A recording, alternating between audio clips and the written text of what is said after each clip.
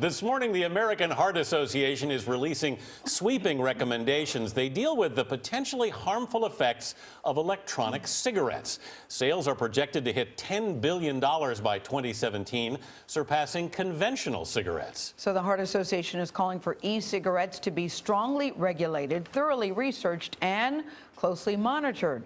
Our Dr. Narula is a cardiologist at Lenox Hill Hospital in New York and joins us this morning. Hello, good to see you, Dr. Narula. Yeah. So what specific regulations are they looking for? What do they want? They're looking to strengthen the regulations and for the FDA to quickly implement a policy that will treat e-cigarettes the same way we treat conventional cigarettes, meaning that they can't be sold to minors or marketed to minors, that there's oversight in terms of how they're manufactured and labeled, that smoke-free air laws apply to them, and that we study them to really see if they can be beneficial as smoking cessation tools. One of the problems here is we really don't know what the effects of these cigarettes are yet, do we? That's right. Unfortunately, we don't. They haven't been studied in large populations or for long periods of time. We know that they have nicotine, which can be addictive, can raise the blood pressure and heart rate, constrict the blood vessels, and they have other chemicals in the liquid, like particles and toxic organic chemicals, as well, like propylene glycol, and flavorings. And we don't know the effects that those have on the body yet. It's unbelievable because they are being marketed towards children. I read that in 2014 there were 7,000 different flavors, including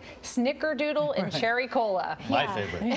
Just kidding. And that's really the sensitive issue here, I think. You know, we've done so much to cut youth smoking rates, and when you look at the statistics in 2012, almost 2 million high school and middle school kids had tried e-cigarettes. And they are being marketed as being fun and rebellious and easy and accessible in flavors like apple pie and bubble gum. Right. Yeah. And we don't know the effects that long-term nicotine will have on kids, that the other components of them have on kids, and finally whether they serve as a gateway to introducing children to conventional tobacco or other drugs. But what about the supporters that say, yeah, but there's no secondhand smoke? Right. Isn't that a good thing? And that's one of the issues, is the e-cigarette makers like to have us think that they're cleaner, but the reality is, while there's no side stream smoke, what the person who's using the e-cigarette exhales still contains nicotine and still contains these other chemicals. And in an enclosed space, you could be subject to those effects if you're standing next to someone. Thanks, Dr. Narula. Really interesting stuff.